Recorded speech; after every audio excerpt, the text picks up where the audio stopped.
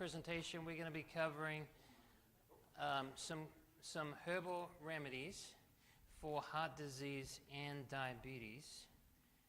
Is that working, Eric? Plug it. Okay. Yeah. All right. Let me try that again. Okay. A question came to me in the break. Do you take a walk before, after meal? It's better to take a walk after a meal for digestion. And I'm not talking about a vigorous walk. We just call it a digestive walk. Let me see here. Is that from current slide? Oh, there we go. Yep, we're good to go. So that helps regulate blood sugar better. So if you take a walk directly after meal, it will increase peristalsis. So it will. When you walk, your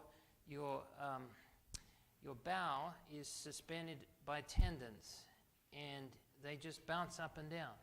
That's what happens, and it shifts the food through better, okay, and it lowers blood sugar levels. All right, so walking is very good for diabetics. I mean, it's good for everyone, but especially if you're struggling with diabetes type 2, just take a walk for about 15-20 minutes. And here's what you can do.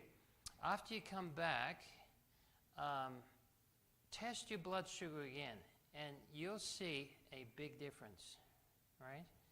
You'll see a big difference after you've gone for a walk. Same with blood pressure, although give it about 20 extra minutes after blood pressure, because your blood pressure does transitorily, it does basically go higher initially when you exercise, but then it actually lowers it. So, and also if you test your blood sugar after a meal, it's going to be high anyway. All right, so ideally you want to have it like 2 hours, do it 2 hours later. All right, so we're going to be covering some botanicals, and this is, anyone know what this herb is, by the way? It's a berry. It's called hawthorn berry. And this berry is the best berry you could take for your heart. Hawthorn berry, it is an amazing herb for the heart in several respects. Firstly, it helps improve left myocardial contraction. So what that does, it causes the heart muscle to pump harder. And that increases the ejection fraction, and that increases systemic circulation. Also, it helps with what we call nitric oxide production, so it causes vasodilation. If you vasodilate the blood vessels, you lower blood pressure, okay? So very, very important for people who are susceptible for clots and strokes and things like that. All right, and so that will lower blood pressure significantly. So it has 3 calcium channel blockers. It has 3 ACE inhibitors. It also helps with lowering cholesterol, which someone asked me about earlier. All right. Also, it's anti-inflammatory. It's very high in antioxidants. It's very good for the blood, and it's the best thing I know to use for heart disease. Yes. Will affect arteriosclerosis. Okay, so with arteriosclerosis, here's what I suggest you do. Now, it can help with that for sure, but you want to know one of the best things that can help with that? It is intermittent fasting. Intermittent fasting. Okay. Yes. Have you heard of mast cells?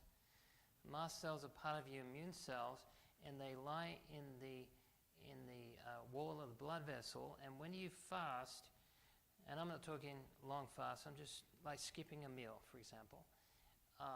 Let's say you skip lunch or supper and you went all the way to breakfast, and that was 18 hours later, for example.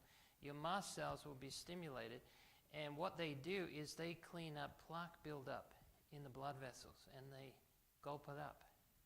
It's their candy. Okay? So they're stimulated through intermittent fasting. All right, another thing you can do is take some garlic. And why garlic? Because it has mustard oils and it has some very powerful dissolvents in there that can help with clots. Yes, and plaque buildup. And another thing you could do is take berries in general, okay? Because they help with platelets. They prevent platelet aggregation. And they can help thin the blood, keep it free flowing. And that can... Cayenne pepper. Yes, we get into cayenne pepper. All right, so hawthorn berry is an amazing herb. If you've got heart failure, you may want to try some hawthorn berry. That's the #1 herb I recommend for heart failure. Cinnamon. Now, cinnamon is very good for diabetes. Type 2 diabetes. Now, there's 2 different kinds of cinnamon. We have Ceylon and Cassia. Okay, I recommend Ceylon. That's the #1 herb I recommend. And this is because it's less irritating to the gastric mucosa. And it helps stabilize blood sugar levels. So you don't need to take that much. Some people take a teaspoon, some take maybe half a teaspoon, some are in little capsules. By the way, someone asked me in the break to explain about like liquids, like we have extracts that we use, okay? Are they better than powders? And here's what I say, powders, they have to be digested. And so the body uses hydrochloric acid to extract those properties, okay? So if you take powders, you're going to need digestion to be pretty good. Now, usually it requires, you'll get between 38 and 52% absorption rate from powders. That's just a general, okay? When you take a liquid, like you see outside there, we have some bottles of liquid, and those are in glycerin, vegetable glycerin. And they go straight in the bloodstream because they don't need to be broken down. They're already in a usable form, okay? They don't require acid for extraction. They're already broken down into the simplest elements. And so it doesn't require good digestion. It doesn't require any digestion. It goes straight in the bloodstream. So that's a benefit about liquids over powders.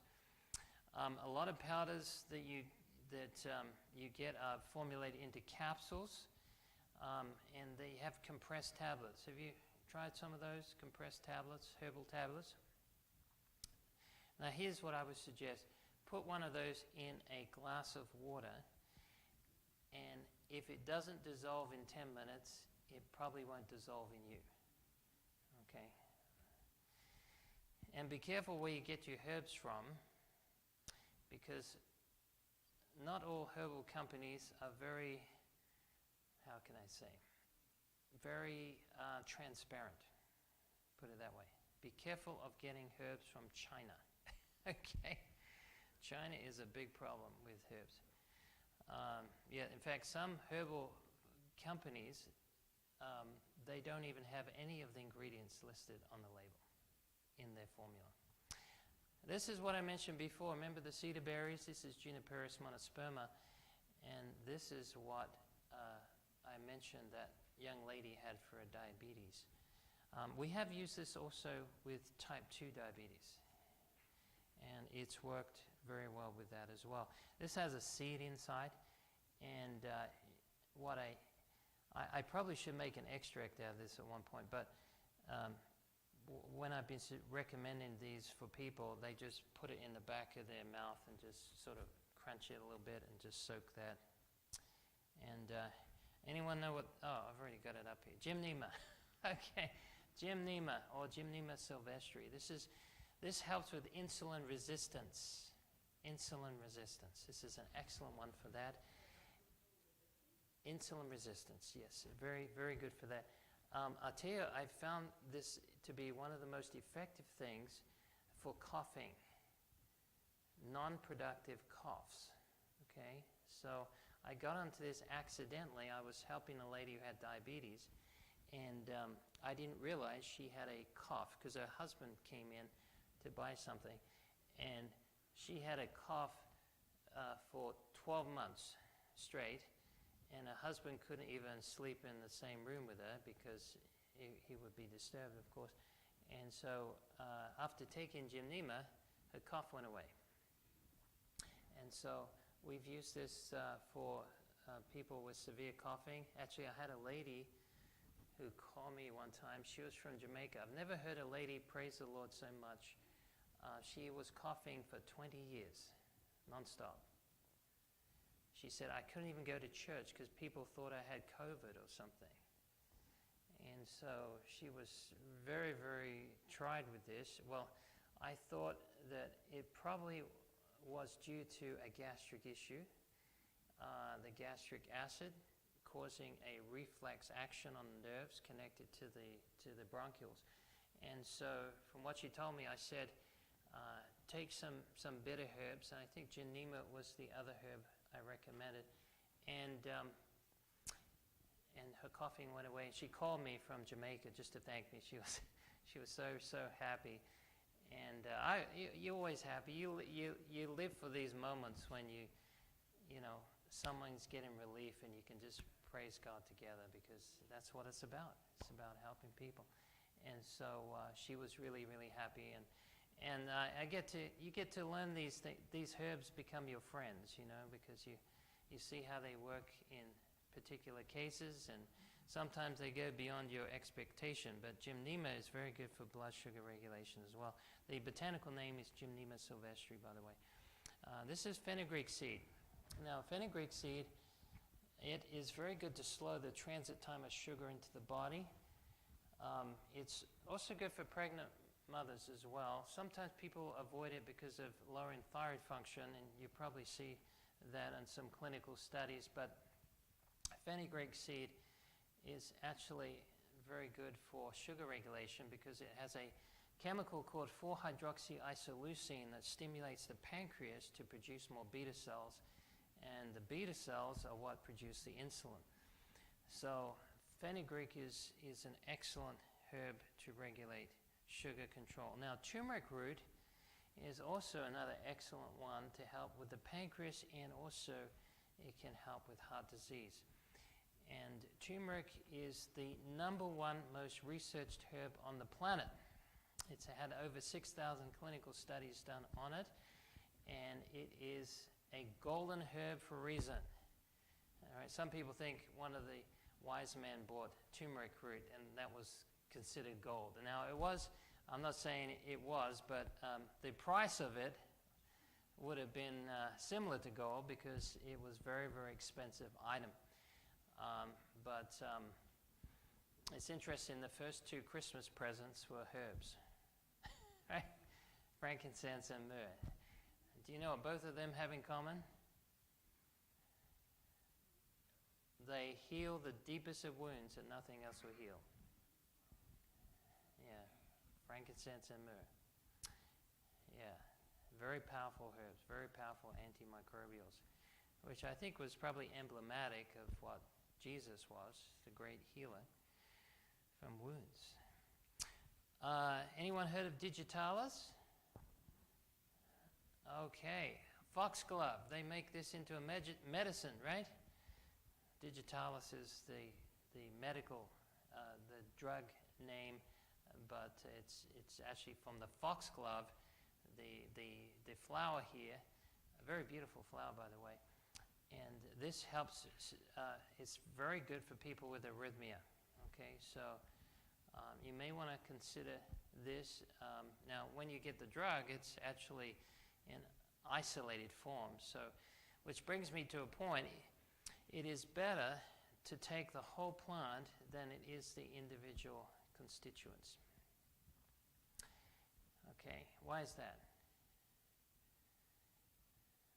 Why do you think that is?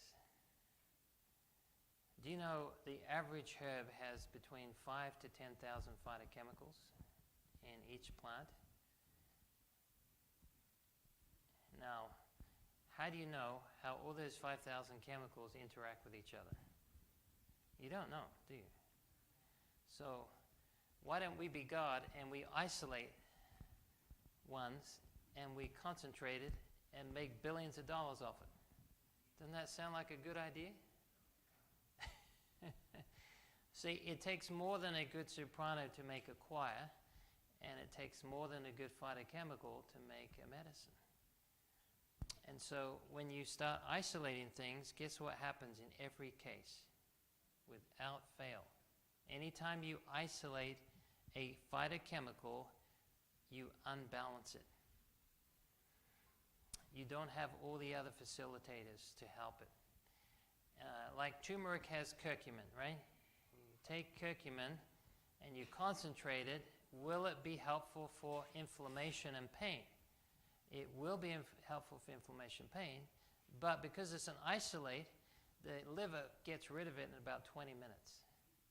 So to stop that from happening, you take black pepper with it, because black pepper has a chemical called piperine, and it suppresses the liver from metabolizing the curcumin, so it suspends it longer in the bloodstream, therefore helping draw out the effects of turmeric.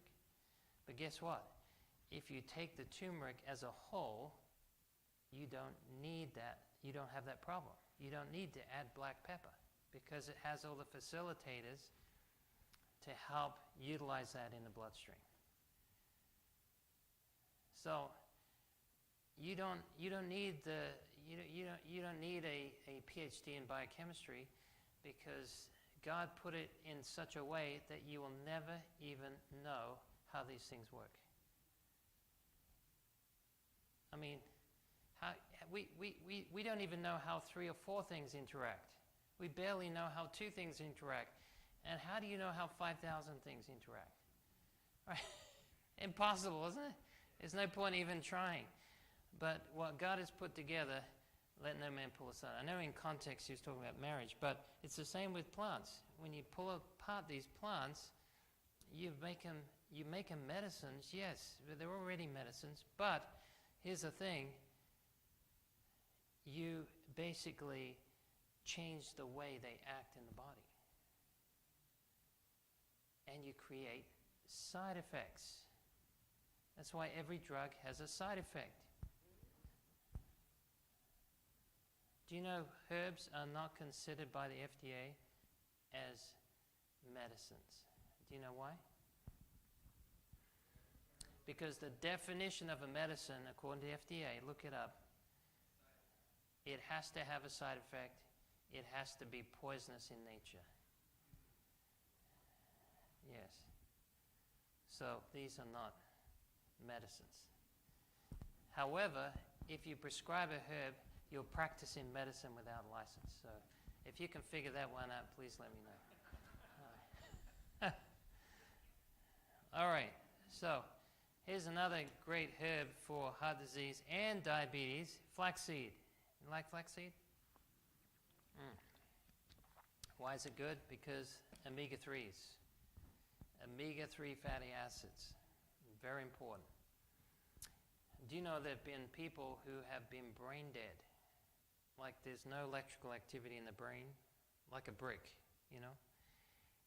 And there's been hundreds of these cases, by the way, where people have had a car accident and their brain is gone, but their body still functioned. And they put, in their feeding tube, they put flaxseed oil. And guess what happened? Their brain starts to recover. Because the omega-3s are used to restore brain function, to restore damage to brain cells. They're the glue that keeps the bricks together. So if you have anyone with a serious injury to the brain, take some flaxseed oil. Okay, it's hard to get the oil out of the flaxseed by mechanical, you know, it's tough, but I would get the flaxseed oil in that situation. Garlic is your heart's best friend. Okay, this can help. It has, as I said before, mustard oils. It has ethers in there that help with blood clots. It lowers blood pressure. It's a good blood thinner, by the way. It's one of the best blood thinners. Okay, if you don't like garlic, you could try ginger. All right, or turmeric, or hawthorn berry, or cinnamon, or ginkgo biloba. Those are some of the best blood thinners I just rattled off there. But garlic is your heart's best friend, very protective to the heart. Who's heard of angelica root? Also known as dong quai. Okay, it's often used for ladies for regulating hormones, but it's very good for, we've used this for angina, and it's a dilator, it's a vasodilator, and it's very good for the circulation, and it's something I would encourage people to use if they had any type of angina. And Arjuna bark, this is another one that's very good for helping restore the heart function in conditions where you have, you can also use this for angina, by the way, but when you have hypertension and you've had damage to the heart, you could also use Arjuna bark. We used to sell that at a store, but we sort of stopped selling it after a while. Not that it doesn't work, but we just don't have so much demand for it. Ginger root is another one. And ginger is the #1 consumed herb on the planet. Did you know that? #1 herb that is taken internally around the world is ginger. It's a diaphoretic, so it'll make you sweat. It's helpful for nausea. Okay, it also helps with improving circulation, and it will heat up the body a little bit, which is good, especially in cold weather. This is when people get sick, and this is why we add ginger to our elderberry, because the ginger will help warm you up. And you know, our body uses about 30% of our energy in maintaining body temperature. Okay? So this is why people often get sick when there's a change of temperature, or they get from too cold to too hot, or they go out in the rain and then they don't change their clothes. The body has to use up an intense amount of energy to help balance that. And so ginger is a great herb to help protect you against viral infections and bacterial infections. We also combine it with echinacea. Echinacea is a wonderful herb because it stimulates the phagocytes, killer T cells, and so we combine these three together. Very good for the memory, by the way, ginger. Just don't take it at night, it will keep you awake. All right, now I promised to get to this one. Cayenne pepper. Cayenne pepper. Anyone like cayenne pepper? Yes, Karen? Yeah. Yes, it's a stimulant. Okay. What to the brain? Oh, it helps you to sleep? Okay. Well, it could offset if there's a stomach problem. Yeah, you could take it at night. But if you're someone that's got a brain that can't switch off, then it's not generally recommended. Here's the thing. Stimulating herbs don't take at night, generally speaking. Okay? But you can take them in the morning. So, but if I had a stomach ache, I would take ginger. There's no problem. Right. Yeah. Okay. Yeah, if it's only a little bit, it probably wouldn't worry too much about it. Cayenne pepper is the best herb. In fact, I had one of the top herbalists in the country. He said, and he's a clinical herbalist, he said that cayenne pepper, he said he gets more effects than all the other herbs combined as far as helping with emergency medicine. Okay, so the reason for that is because it is such a powerful circulatory herb. All right, so you don't need very much. We generally use between 70,000 to 160,000 heat units, and that can get things moving pretty quickly. And you don't need to take very much of that. And this can save you from, if you have a heart attack, if you have a stroke, if you have headaches or migraines, if you have a cold, flu, upper respiratory tract infection, if you have even, it can help with certain ulcers It can help with blood clotting. It can cauterize blood vessels. It's very good for hemorrhaging. Even some paramedics are using this for hemorrhaging, okay? Because it cauterizes damaged blood vessels. But it doesn't hurt healthy blood vessels. Isn't that amazing? So if someone's losing blood, and in fact, if you cut yourself, you could put that directly on the wound. Now, you would think it would hurt like I won't say it will hurt. Okay. But it only hurts if you sweat. Okay. That's when the heat, because the heat properties really come out. When I found this out the hard way when I was flying from America to Japan many years ago. I had this cayenne salve. My feet got cold. That was a 13-hour flight. And I had a salve with me, a cayenne salve. So I put some on my feet. I thought that'll warm things up. I didn't feel any difference after 20 minutes. So I thought I'll try some more. Maybe I didn't put enough on. So I tried some more and nothing happened. I thought, oh, maybe this is old. So I'll try again. So I put lots more on and I lavished my feet and didn't feel anything until I got off the plane. And I started walking, and I started sweating, and I started firewalking. That's when things... I had my foot in the Narita Airport water fountain, trying to cool it down. So if you mix it with oil, if you start sweat, you will feel the burn, okay? But if you've got dry skin, it will just tingle a little bit, okay? But it will actually help with clotting. It will stop the bleeding. Yeah, but don't put cayenne in your eyes, up your nose, in your ears, in sensitive areas of the body. I would definitely recommend not using cayenne, okay? Just want to make that clear. Respect cayenne, and it will respect you. Okay, all right, but fantastic herb, number one go-to herb on the planet as far as emergencies go. Green tea. So a lot of people recommend green tea for heart disease, and I'd just like to say this is not the case. Yes, it has antioxidants, it has polyphenols, they are good for the heart, no doubt about it. But it's not the best, and here's why.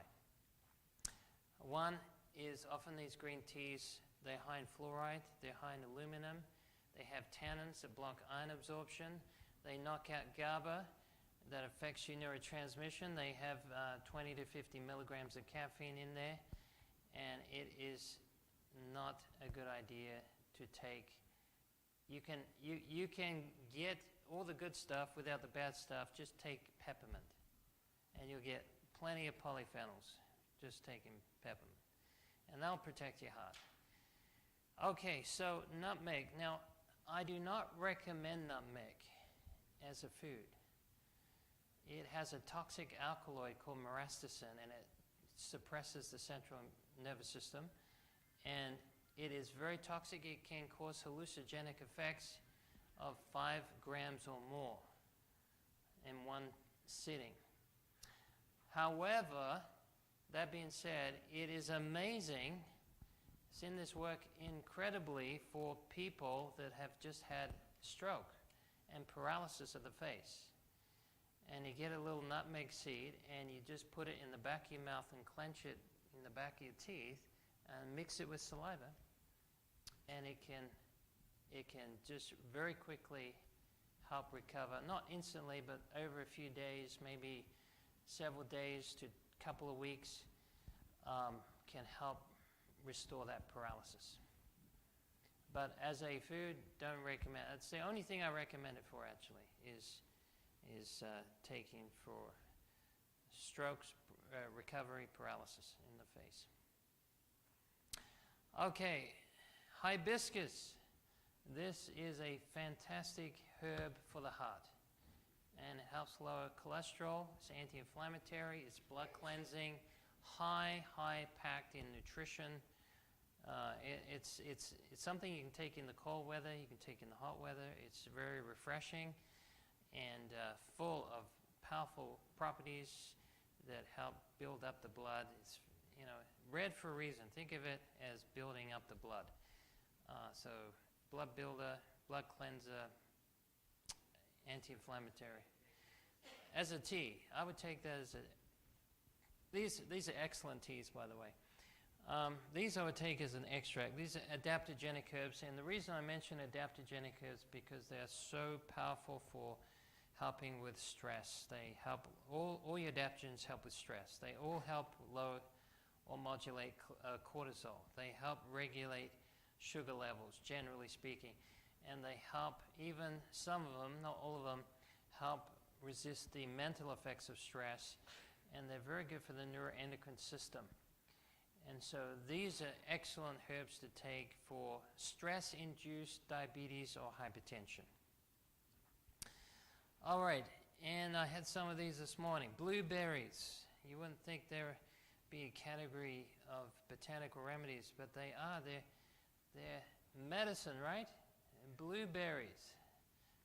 You know, they're the fruit that is the highest in antioxidants.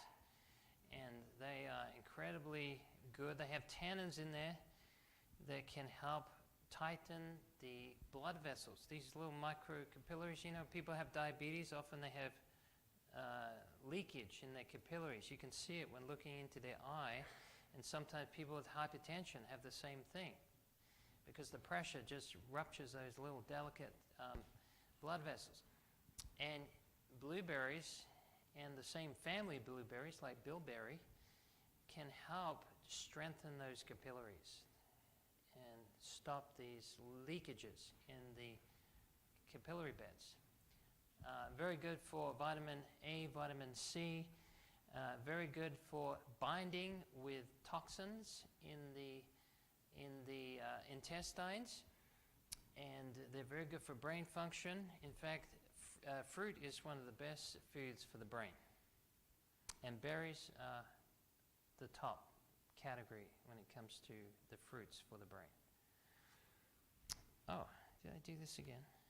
All right. So, in Genesis 1:29 it says, God said, I've given you every herb-bearing plant on the face of the whole earth, and every tree that has fruit with seed in it.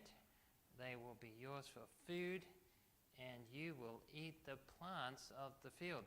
There's another verse in Psalm 104, verse 14. It says, God gave the herb for the service of men. And the word service means ministry. They minister.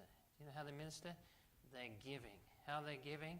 They're giving vitamins, minerals, phytochemistry. And so herbs are basically giving back what your body has had stolen. All right? So the thing about herbs is the longer you take them, the less you need of them, because the body is storing them. So the herbs, they're not some miracle worker. What they're doing is they're giving back to you the vitamins, minerals, and phytochemistry that has been stolen from you. Remember, Jesus said the thief comes not but to steal, kill, and destroy, right? And that's what junk foods do. That's what modern lifestyle habits do. And they kill, steal, and destroy. And they're destroying vitamins. They're destroying minerals. They're depleting these reserves. And so the herbs are giving back to the body what you have lost in that process. And they also stabilize free radicals. Okay, now remember I said in the beginning about radicals. All right, radicals are good, but free radicals are bad. Okay, and they cause a lot of damage, especially in diabetes and heart disease. You have a lot of free radical damage, and so you need to use antioxidants to help stabilize that. And you find that in the plants. You find that in the herbs. And by the way, herbs are the least processed, refined product on the planet. Right? So you can go into a health food store and you go to the grocery section. Is there anything in the grocery section that hasn't been changed in some way from its original natural process? Even some organic food, also, I'm sorry to say, because I have a machine that tests nutrients in food, and I've tested organic and I've tested inorganic, and guess what? The organic, and I'm not saying don't take organic, we buy a lot of organic food, but the organic was just as bad as the conventional stuff. We tested a tomato, it was supposed to be 10 and it was 1. It's like 10% of the nutrition that it's supposed to have, right? And it was organic. So the best thing to do is grow your own food. You see, when you're eating food that doesn't service your body's demands, what happens? Disease sets in. This is why bugs come on plants. Bugs do not attack healthy plants. They attack sick plants because they're cleaning up the mess. They're getting rid of the weakest, most diseased plants. And you've seen this, right? When a plant gets sick, it sends out these little chemicals in the air. And those chemicals notify the bugs. Okay, it's time to eat me. Lunch is here. Okay. And so those bugs come and they wipe it out. All right, so disease comes because your body has basically not the needs of the body have not been met. That's what it amounts to. And those nutritional needs have to be met to fight disease. All drugs cause nutritional deficiencies. Do you know how they cause nutritional deficiencies? Because it takes nutrition to convert them to a metabolite. And then it takes nutrition to get rid of it out the system. And that's why you see people get on the medications. Do they stop with one medication? No. Next year, it's 2 medications.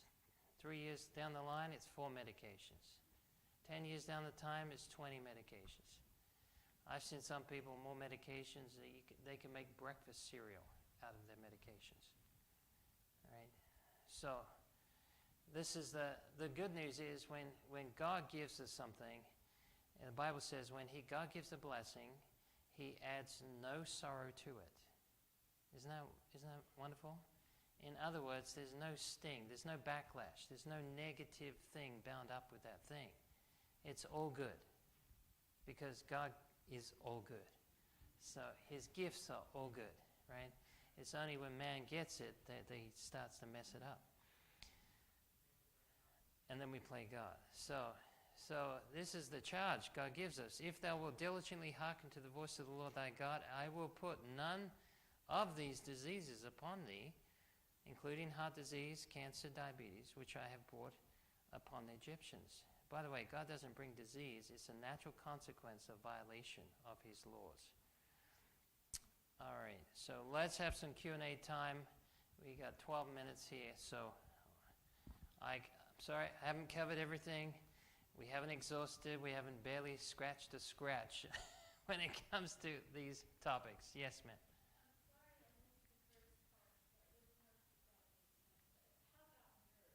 Nerves. Okay. What in particular about nerves? Tremors? Nervous tremors. Okay. There is a category of herbs called nervines. Have you heard of those? Nervines feed the nerves. So my wife had 6 years of no sleep, and that led us on this long journey, and we ended up getting involved in this type of ministry as a result of that. And so nerves, when they are lacking the minerals to help conduct the nerve function, or the action potential we call it, then you can end up with tremors, okay? Now, I've been very simplistic. There are other causes to that. But if you take nervines, it can feed the nerves back with the minerals they need to conduct proper nerve function. So when my wife started taking oat straw, for example, oat straw is great. Anyone here have problems staying asleep? Oat straw is one of the best things for that. And if you got nervous tremors, anything, you could take oat straw. It's amazing. Yeah, yes, ma'am. You had a question? Okay. Are there any herbs that would combat hearing loss? Hearing loss? Okay, so it depends on the cause of the hearing loss. There are different herbs for different causes. All right, so the best one I know for hearing loss is ginkgo biloba. Now, if it's an ear infection, that would be a different story. If it's an ear infection, you may want to try some frankincense oil rubbed into behind the ear. That could help with that.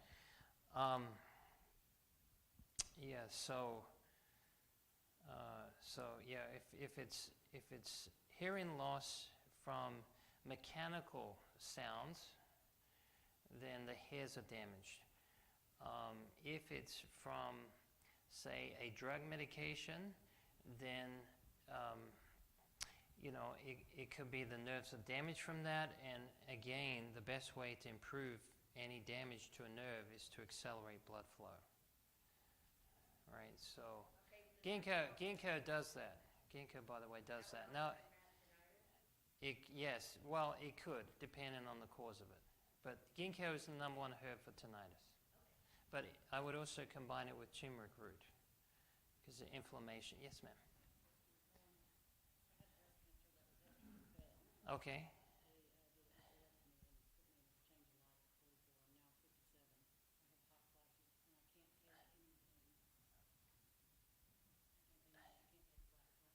Okay. Yes. This will take a while to discuss, so I would need to ask you a lot more questions, but I can give you my number and we can pick it up. Sorry, I'd have to put you on the spot with a lot of things. Yes, ma'am. What do you suggest for neuropathy? On the feet? Yeah. Okay, so if neuropathy on the feet, the first thing I look at is there good circulation? Okay, this is why diabetes is a problem with neuropathy, poor circulation. So if it's not circulation, the second thing I look for is, okay, is there any nerve damage done? Okay, so has there been any accidents? Have there been any trauma to the feet? You know, I've seen people with neuropathy from standing on concrete floors day after day, year after year type of thing. Then if there's no mechanical damage, there's no nerve damage as far as trauma to the nerves, if there's no circulation problem, then I look at nutritional factors. So if it's like B12 is one. Also, if it's at the bottom of the foot and there's pain associated with, tingling, that type of thing, I look at B1, a little thiamine. That's another important vitamin when it comes to neuropathy on the feet. So especially if it's accompanied with burning, that could be a problem. So it depends on what factors have influenced that is what I would recommend, and it gets back to a point I haven't made yet, that basically you have to get to the cause of the problem to be able to get more specific with the remedy to use. Okay, so for example, if you have insomnia, there are over 100 different causes to that. Okay, so there are over 100 different herbs you can use for insomnia. So how do you know what herb to use, right? So what you need to do is figure out what system is being involved in that, right? So is it stress? Is it my nerves? Is it hormones? So let's say you're waking up, you're a lady, middle-aged, you're waking up at 3 o'clock in the morning every night. That's usually hormonal. Okay. Is it that I'm raiding the fridge at midnight? Is it that, maybe my vitamin D is low. Vitamin D deficiency can cause insomnia. It could be a nutritional deficiency. For example, low in omega-3 fatty acids, low in magnesium. There's a lot of minerals and vitamins that could increase problems. Some people are low in tryptophan. Some people, they have a problem with the circadian rhythm. So what you have to do is figure out what is the particular system or systems involved in that, and then what herbs could help those systems that are particular for insomnia. All right, and then you're going to get a better success rate. So that's what what I do. And whenever there's a disease, you've got to be like a private investigator. What happened at that time? What are the accomplices to the crime? What did I do? What went wrong? Okay, and then figure it out. What are the repercussions of that, and what herbs can help with that particular course? Yes, ma'am. Do I have a book? I don't know how many times someone's asked me that. I need to write a book, but I would never finish it. All right, so there's an herb for that. Yes, that's right. There is a herb for that. Okay, I don't have a book, but I mean, I have a training course that I have two different training courses. One for people that want to learn crash course in herbal remedies and how to make them.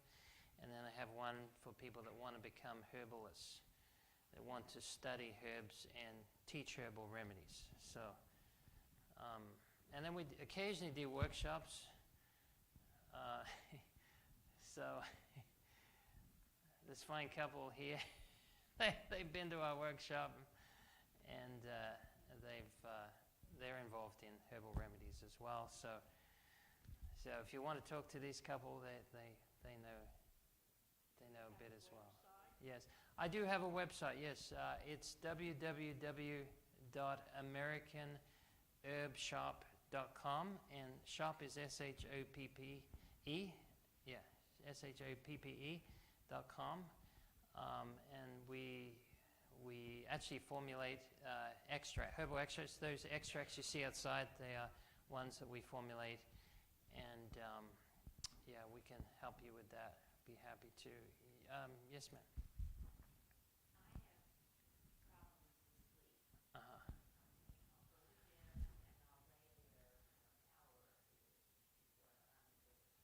Okay. Okay. Do you have a very active mind? Can't shut off. You think of it. It's not stress. It's just you processing.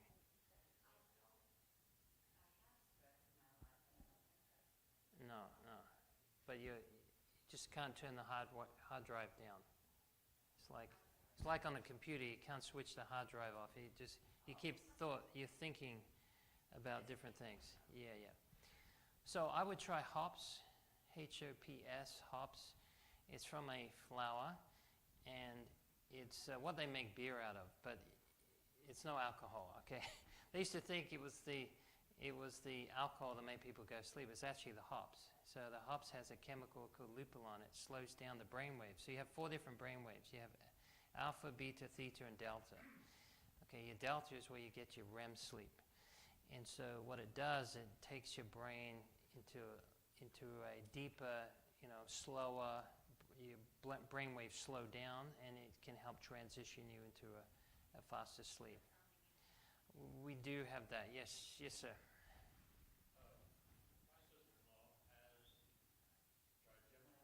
Nerve pain. Yes, that's very painful. Yes, I have seen people with that. For those who don't know, there's 12 cranial nerves on each side of the brain, and one of those is the trigeminal nerve, and it goes through the face. And often, I've seen people who've had poor dentist jobs, for example, end up with trigeminal nerve pain. In fact, I was in New Zealand one time. I had a lady. She was in constant pain, and she couldn't even sit in the car. She I mean, she couldn't have any electricity in her home. It was very, very painful. So it's something that is really hard hitting the nerve. Now, it depends on what's causing it. So I would have to ask, maybe we could talk a little later, what triggered it. There are some things that could help with that, one of which is frankincense oil. Now, this is topical, okay? Just rubbing it on the affected area, okay? Now, I haven't talked about painkillers, okay? So let me talk about a few good painkillers. One is, a really effective one I've used is Jamaican dogwood. Jamaican dogwood is from Jamaica, it's from the dogwood. Not all dogwoods are the same. And Jamaican dogwood, you use the bark for that. And it's very good as a painkiller. So we've used that with some devil's claw, some turmeric root, some cayenne pepper, and some ginger. And we've used that. We've seen that be very effective for all kinds of pain, from cancer pain to surgery pain to tooth pain. So we've used it for nerve pain. I haven't used it for trigeminal. Trigeminal nerve pain is a rare condition. It's not super rare, but if you get it, it's very debilitating, and I feel sorry for anyone who gets that. But that would be one of the things I would recommend. There's also wild lettuce seed, and white willow bark, and also could try some essential oils. I recommend frankincense. That was as essential oil. Topically, there may be some other oils that could be used as well, like wintergreen, for example, or eucalyptus oil. But maybe we could talk about that a little later. I had this gentleman, and then I'll come back to you. Yes. You mentioned earlier about beneficial people that have Yes. Uh-huh. Is there anything that's beneficial for things like cognitive disorders like autism? Yes. Okay. So autism. So you don't mean from people that have brain damage leads to autism? No, just they grew up with autism. Okay, got it. Autism can be from a number of things, and I know we don't really like to talk much about autism in relation to causalities, but I do think there are some things that can contribute to that, especially things like heavy metals. Heavy metals can do that.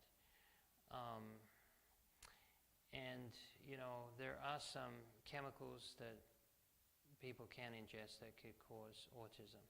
So if it's, okay, it depends on the cause. So for autistic people, I tend to stick more with the nervines. And these are herbs that help with the nervous system. And then sometimes I may recommend some chelating herbs to help with heavy metal poisoning. And that could be, we have a formula called Heavy Metal Detox, which has some cilantro and chlorella in it, binds to heavy metals. Now, there could be food intolerances that could also play a part in that. And you'll be amazed at what they put in children's formulas that can cause all kinds of issues I won't go into. But yes, there are, depending on, a lot of these things I'm just sharing without knowing all the information, so I just want you to be aware of that. There may be other things completely outside of what I've said, but you're welcome to call me, and I'm happy to give a consult. I think you were next. Is there an herb that can, I wake up 2 or 3 times a night just to go to the bathroom. Okay. And I don't know, it could be the congestive heart failure that's causing that. I'm not sure, but is there any way I can remedy that? For getting up to the bathroom throughout the night, do you drink much before you go to bed? Not really. Not much? Okay. All right. So, I've heard it could age on it. yes. Now, if people are in a deeper state of sleep, sometimes they can bypass the bladder triggering you to come out of sleep. So you could try some oat straw. Oat straw. You could try some oat straw. Yeah, I don't know if you have, also sometimes if you have a lot of, I don't know what you're eating before bed, but sometimes that can contribute to it. But talk to me more about that, because there's some more questions I need to ask you. Yes, ma'am. Okay, so I would, so is it like a lot of gums that are just infected?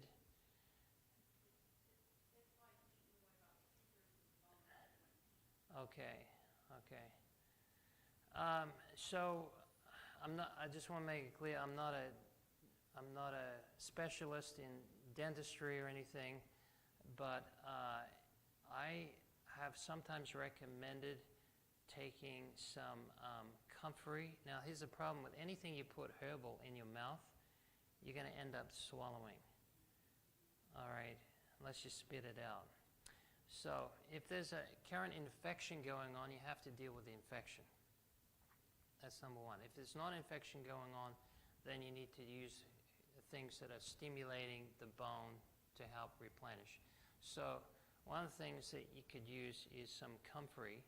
Now, I know if you go online, comfrey is not recommended for internal use because of pyrrolistine alkaloids. That being said, the amount that they use to destroy a rat's liver is equivalent to about 3,000 pounds of comfrey internally. So unless you're a rat that is being experimented on, I wouldn't worry about it. Okay, so, but yeah, use the Symphytum officinalis. That's the botanical name you want to use the comfrey. And I would just try putting some of that, like mouthwash with it. And then another thing you could try is some myrrh. But it's hard to get a hold of. That's the only thing. But yeah, myrrh and some comfrey. Yes, ma'am. Rheumatoid arthritis. The three best things for rheumatoid, as far as herbs go, are turmeric root, astragalus root, and ginger. Okay, those are the three top herbs for arthritis, for rheumatoid arthritis. And then also just making sure your blood's flowing properly. Circulation is key, and avoiding inflammatory products. That's going to be a big part of it, and stress. Stress is a big. Osteoporosis, yes. I do tell people with osteoporosis or osteopenia just to basically be patient, because bones don't heal quickly. They don't replenish quickly. So the osteoporosis, usually the problem is not that we don't get enough calcium, it's that we're losing too much calcium. And so things like, inflammatory foods, things like stress, caffeine, things like that are exacerbating those elements. So now it doesn't mean you don't take any, but I wouldn't take any free calcium. I would take it in its natural form. The best food to get calcium from is sesame seeds, as long as they're not shelled. The calcium is in the husk part of it. And then also, if it's hormonal, okay, sometimes it's hormonal. So when a lady goes through menopause and certain sex hormones drop, it can affect bone density. So sometimes I have to deal with that side of things. But oat straw is another one I'd recommend for bones, because it's high in phosphorus and it's high in calcium. And 97% of your bones are made of calcium and phosphorus. Randall, you had a question? What's that? Parkinson's. Well, with Parkinson's, the problem with Parkinson's is you have a deficiency of what we call L-DOPA or levodopa. And so there's a part of the brain called the nigra substantia, and that is where you produce a lot of dopamine. Okay, now when the dopamine is basically not being produced in sufficient quantity, then you go to the doctor will give you L-Dopa as a medication, and that will help you with nerve tremors and things like that. Well, here's what I learned. I learned that there's a bean called velvet bean, and it's high in L-Dopa. And I know people personally who take it, and they are maintaining their Parkinson's or maintaining their tremors by using this velvet bean. So you buy it as the powder. And I would use a tablespoon of the powder a day. That's what I would use. Huh? I don't think you can get it from them. No, you could probably get it on Amazon. Yeah, we don't sell it. All right, well, listen, if you have any more questions, we're going to take one more? Okay, we'll make this the last one. Yes?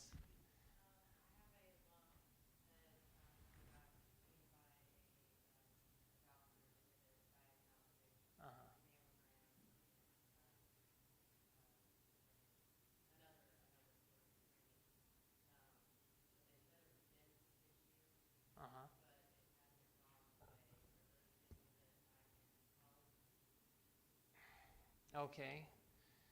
So you haven't had any autopsy or anything, you just had a mammogram. And so, did they say it was fibrous tissue? Okay. Like, did they say it's like a fibrous cyst? That's what I'm trying to ascertain. No.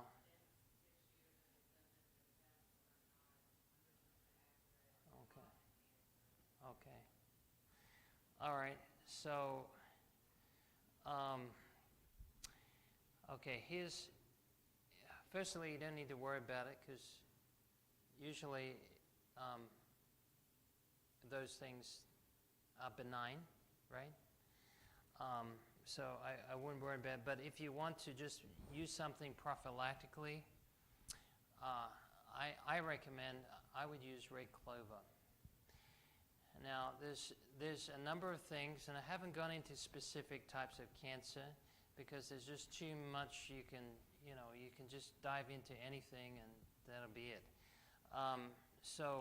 But for breast cancer, I would use red clover, and I would use also turmeric root, and I wouldn't use anything like synthetic bras because they don't allow the breast to breathe, and it traps heat. And any elevation of heat can lead to increased risk of inflammation and cancer. So that's something also. And then use ginger. Ginger is another one I'd recommend. All right, you guys have been fantastic. Thank you for having me. And I'll be here if you want to. If you want to see me, I'll be here. If you need any remedies, Randall and Karen, I think are going to be. Thank you for helping. And if you want to contact me, you can contact me. I'll give you my phone number, and you got my website. So God bless you all, and thanks for coming.